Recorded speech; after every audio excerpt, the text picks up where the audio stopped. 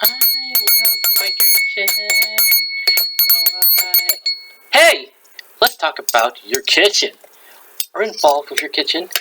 Do you plan your meals ahead of time and stick closely to your list when you go shopping?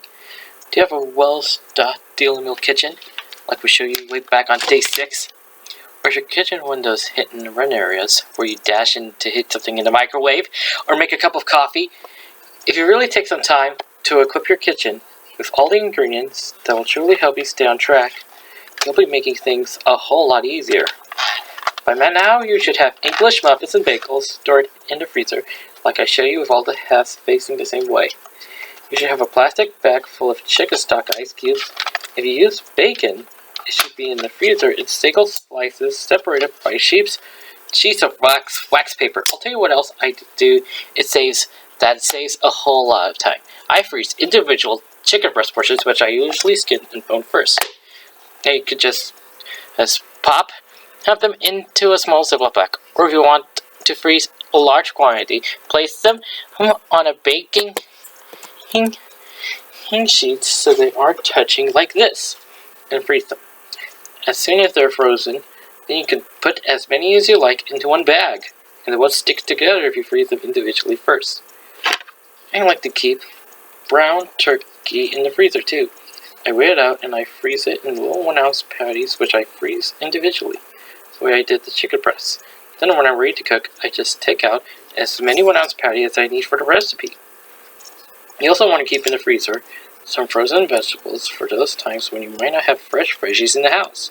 And you also want to keep some frozen food on hand, like these delicious strawberries. Now let's see what else you should have in your pantry. In addition to the staples mentioned before, I think an important staple is brown rice.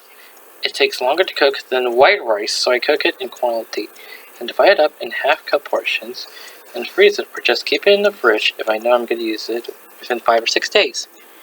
And where would I be without pasta? I like to keep in all shapes and sizes, and also a jar of two of all of the natural wholly prepared spaghetti sauces, and of course some Parmesan cheese. Are you getting the idea? If you keep basics like this on hand, you can possibly say there's no food in the house.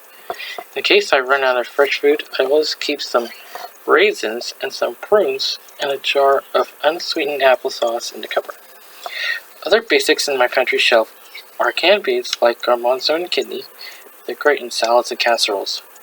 I guess what this is all about is having food on hand for emergencies. Being able to pull a good meal together from ingredients you already have in your freezer and cupboards, without having to dash to the store for something.